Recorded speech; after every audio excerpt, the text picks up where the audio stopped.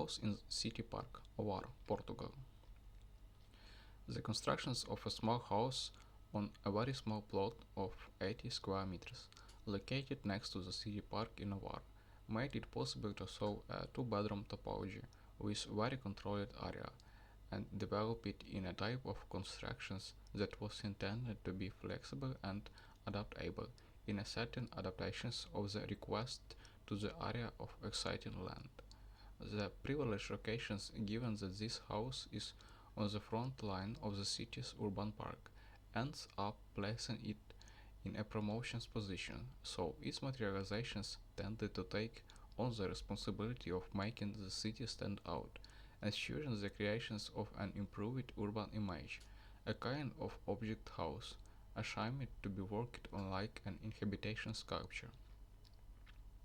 However, we are talking about a microconstructions with an implementation area of 40 square meters, allowing the variant to be developed on two floors plus an access to the third floor, and outdoor space per excellence. The stratifications of the program: social use on the ground floor, private use on the first floor, terrace on the second floor,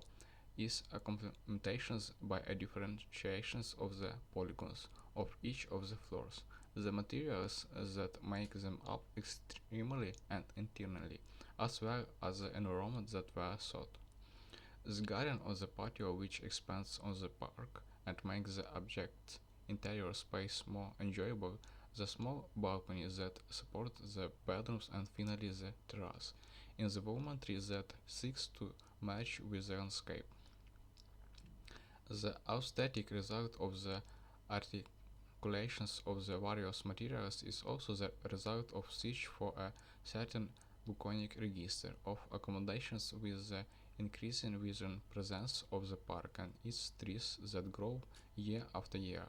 densifying the canopies and the shadows they produce, making the path more pleasant. Creations habitat for the various birds that chirp, for the breeze that sought the trees, creations luring melodious, and that in this way allows us to look at the house as a kind of retreat, where not only the big object itself, but we ourselves can afford a certain abandonment of mundanity, a kind of conscious destinations in urbanity, frenzy, and everyday life, and the house itself reveals this apparent empathy with a more relaxed appropriations and quietly accommodations posture in its apparent vulgarity,